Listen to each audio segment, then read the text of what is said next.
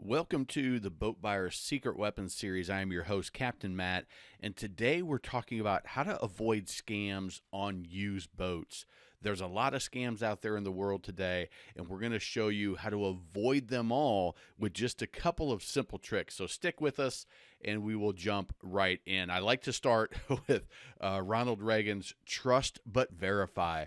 Most people out in the world are good, honest people.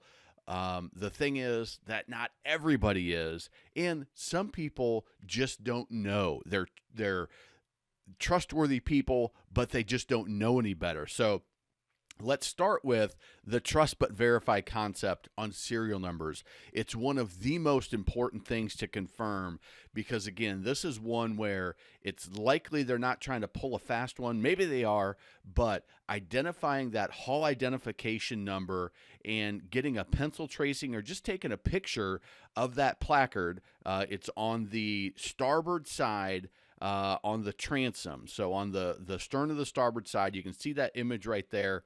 There's a little plaque there somewhere in this vicinity. It might be on the actual side of the boat, but it's going to have a serial number, and this is kind of the decoder ring. Is the first 3 or 4 letters are going to be the manufacturer's identification code. So you can plug that right into Google and say, hey, SERV, what is that? And that's going to be Sea Ray. So there's going to be a decoder there. Then the next 4 or 5 is going to be the hull serial number. So what number did they identify that hull with at the factory? The next 2 are the date of manufacture. And then the last 2 are the model year. So 06 is going to be 2006. If you have something that's before, when did they make the switch? There was a time, like it's going to be in the 70s or 80s, where that year number may not be exactly at 74. But for most boats, you're going to be able to tell the year with those last 2 digits. So that's the boat identification number. That's the hull of the boat. Now, if you have a outboard, the outboard has its own serial number. You can see it's located. There's a couple of places. This is usually the easiest to find. It's located kind of on the engine mount. And it looks a sticker kind of like that. And then when you look at it, it's going to have the serial number, the year of manufacture, maybe the actual month and year. They changed it to just year a handful of years ago, and the model of the outboard. So sometimes your boat will be a 2017, your motor will be a 2016. So you can confirm that based on this little tag right here. And it's very common for an outboard for the hull number to be 1 year and the engine number to be another. Even straight from the factory, this can happen. If they have an overload of engines, they've got some 2016s left, they'll hang those until they run out, and then they'll move to the next year. 2021, it's still happening. They're going to be hanging 2021 or 2020 motors on 2021 boats. And so you can confirm that. It's even more important on a used boat in case they've repowered, in case there's some funny business going on, that they've put a different motor on there and they're saying that the boat and motor are the same. You want to check that, and then also check the serial number. Again, take a picture of it and write it down so you've got the exact serial number. And I'll tell you what we're going to do with that in just a little bit. Now, this is other information you can check out on Boat Buyer's Secret Weapon. You can get the toolkit that will help you do all this. We've got spots for the serial numbers. There's all sorts of videos on how to expect, over 100 videos, articles on the website, boatbuyersecretweapon.com, and the podcast where we interview boat shoppers and I answer their questions on the interview, and that can be a very valuable spot. Now, if it's a stern drive, the engine will have a serial number, the transom will have a serial number, and the drive will have a serial number. Now, the best place to find this on a stern drive is going to be on the flame arrestor cover. And it will be right there somewhere. There's a couple other stickers on the engine, the frame of the engine, and there will also be a few places where it's actually cast into the engine block number is cast into the metal. So again, you want to write all of these down, because if the engine blew and they had to put a new engine in, you'll want to have that serial number with you. One, it's going to help you if you ever need parts. Two, you want to make sure that you know exactly what you're buying. So you can see the engine serial number, which is the most important, the transom number, and the drive number. And that drive number will be for the stern drive, that actual out drive hanging off the back of the boat. So that's what those are for. Now, we also may have a trailer. If you have a trailer, you could have 3 identification numbers that are very important: the hull identification number, the engine serial number if it's an outboard, and the trailer serial number. And in some states, you need to register all 3. So if you don't have that information, or there's a number transposed or a number missed or something's wrong, that can be a major problem. Now, on the trailer, there's a VIN, a vehicle identification number. You can see that right here. Whoa.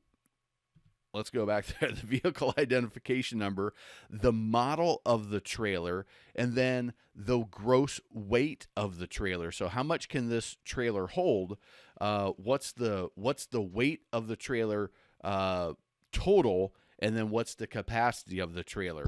So each axle can carry 5,200 pounds. The middle axle, 5,200 pounds. The rear axle, 5,200 pounds. So that gets you to the 15,600 pounds. And then you can figure out, okay, what kind of boat can we put on this? It also tells you the pressure for the tires. But the most important number is to write down that trailer vehicle identification number and match that up. Some states don't register or don't title trailers. Well, if you're taking it like South Carolina and you're taking it into Tennessee, that could be a major problem, especially if there's something wrong with the serial numbers. You definitely want to check that out. It could be a scam. It could be they're trying to put a different trailer under that boat, or a stolen trailer, and you need to find these things out, because they certainly can be scams. Now, here's one that I experienced firsthand. I just helped my friend. He's looking at buying a $25,000 used deck boat for his family that's up by his son's college.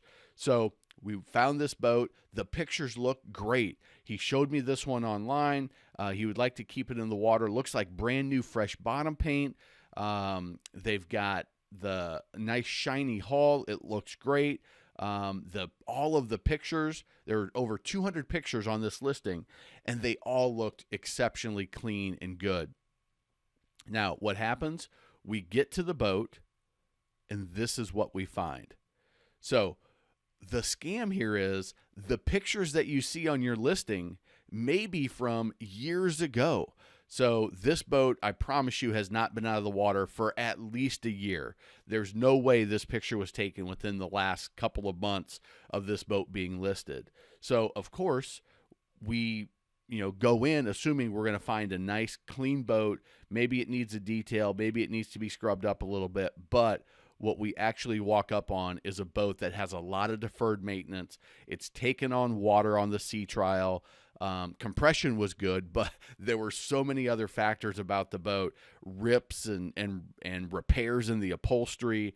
It was something I told him, walk away. This is going to be a money pit. And it was represented by a brokerage firm. She was there, and she just couldn't understand why we wanted to walk away from this boat, and was pushing and pushing and pushing. She didn't want to let us pull it out, and pull a boat and do an inspection on the hull, pull the drive, check the gimbal bearing, because it had been in the water for a while. These are all things that are red flags of maybe a scam, maybe a unknowing salesperson, maybe, hey, I didn't have a good profile picture, so I used the other one. But either way, you got to be on the lookout and be prepared. You may want to even ask, hey, how old are these pictures? When were they taken? Can you send me a recent picture, like from the last week or so. So you're not, especially if you're driving, so you're not wasting your time. Scams, another way to avoid a scam, this is real easy, and this is just valuable to have regardless, is before you write that check, get a picture of the person's ID. Match up the name on the ID with the name on the title of each of the titles that you have, the name on the registration for the boat, motor, trailer. All of those things are going to help you avoid a scam. And then look at the picture of Joe Sample and say, yes, this looks like Joe Sample that's actually in front of me. And if there's anything that's off, addresses, images, and then the name to each of the pieces of paper, that is key to avoiding a scam. The other way to avoid a scam is just like we did with that Sea Ray, is hey, a detail could have cleaned up the exterior. Now, it would have been an extra $2,000 to have that boat detailed, but if the boat was clean and everything checked out, and we could have pulled it and checked the gimbal bearing and checked the bellows, hey, maybe it would have made sense. But without that sea trial, we wouldn't have discovered that it was taking on water and there was water pushing up into the gear lube. Do not buy a boat unless you have a chance to put it on the water, and more than just running it on earmuffs, actually put it on the water, put it under a load, and go out and run. Now, if it's wintertime, you're going to have to figure out, hey, can we take this boat out? The only way I would not take it out is if the lake was frozen solid and you just couldn't get it there. You can always re-winterize. You can oftentimes find an open area of water to run the boat and get out there. Again, be careful, be safe, but you're better off holding off on a purchase than getting scammed and getting taken advantage of. One way to do that is to pick up the Boat Buyer's Toolkit. It's free, boatbuyerssecretweapon.com/toolkit. We walk you through how to demo. We walk you through all of the things that we're talking about, so you actually have a checklist in front of you to avoid some of these situations. Finally, well, actually not finally, we got a couple more here. To not get scammed is to have a technician inspect the boat, pull compression, check the gear lube. Are there metal shavings in there? Look at the engine oil. Is it frothy and milky and foamy? An indication that water's getting in the system, which is bad news. Hey, there are some people that will sell a boat that they know have mechanical issues. And they're assuming that you don't know enough about boats to catch it. Those scams are out there. Those people are out there. Now, luckily, there's not many of them, but there's just enough that I don't want to get caught buying somebody else's scam. And so I'm going to do those things. And another one is boat history report. We got another one about pricing here coming up. But boat history report, I've talked to Caroline. She's involved in our boat expo that will be coming out very soon, where we're putting just a bunch of experts together. I've interviewed them and sharing the insights, surveyors, technicians, people living different boating lifestyles, full-time cruisers, insurance companies, lenders, boat clubs, peer-to-peer rentals. We got a bunch of them out there, and boat history report is one that really caught my attention of, hey, this is something that you should do when you find the right boat before you pull the trigger. It checks the serial numbers. It runs it against a whole bunch of databases, different state level, federal level, and it will find out, hey, has there been a catastrophic claim on this? Has there been a report of it being stolen? Or are there anything that would cause you to say, hey, I want to walk away from this boat? And I think they're like less than $50. You can pick it up. There's a link in the description that you can use. We get a little bit of money for referring them over. You pay the same amount. It's just a way to help support the channel. But that boat history report, I think, is incredibly valuable insurance when you're looking at buying, like my friend James, a $25,000 boat. Hey, spend $50 and make sure that there's no funny business going on. And you can wait until you find the right boat and you've got it all negotiated and then buy it. You don't need to buy it on every single boat, although I think they've got packages where you can buy like 5 lookups for the haul ID. It's just, again, extra insurance to avoid. What Caroline said in the interview, which I thought was interesting, is you'll find hurricane boats after a hurricane. They'll pull them and people will buy them salvage, and then they'll run them up to Kansas, somewhere in the Midwest, and they'll sell them where people aren't even thinking hurricanes, but they transport it. So one of the things it'll show you on that is what states they've been registered. So she said a big red flag is when you see a boat that's been registered in Florida and now it was bought and now it's being sold in Michigan or Ohio or Colorado or wherever. She said that's a big major red flag. Not absolutely that's what happened, but it's a red flag to check a little further. And again, that history report will likely have some more information in it. The other way people can get scammed is by paying too much. People asking just outrageous prices for their boats, and consumers, a lot of first-time boaters, they don't know what the value should be.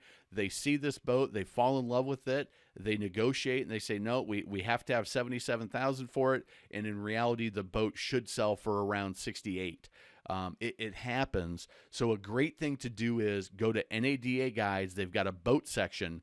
You can see it right there. Go to that boat section, go to your power boat. You can pick some of the options. You can see what the engine is, the trailer, and you can update all of that, and you can see what the value is going to be. Now, I'll tell you, don't double count where it's got a bimini top and it's got a canvas cover, and you're buying let's say a Sea Ray 240 Sun Deck. Well, don't put those options in because almost all Sea Ray 240 Sun Decks have a bimini top and a canvas cover. So don't double dip on the price like some sellers will do to inflate the value of the price that they're asking. Know that their NADA is averaging all those boats that have been sold from their research and giving the price. And so they've already, if almost all of them have that option, it's already been included. It's already been baked into the price, so you can pull that out. The other thing you can do is you can grab our magic money saving method. You can get that at boatbuyersecretweapon.com/save. There's a little video there that'll tell you all about it, show you how to get to ensure that you're getting the absolute best price on your perfect boat.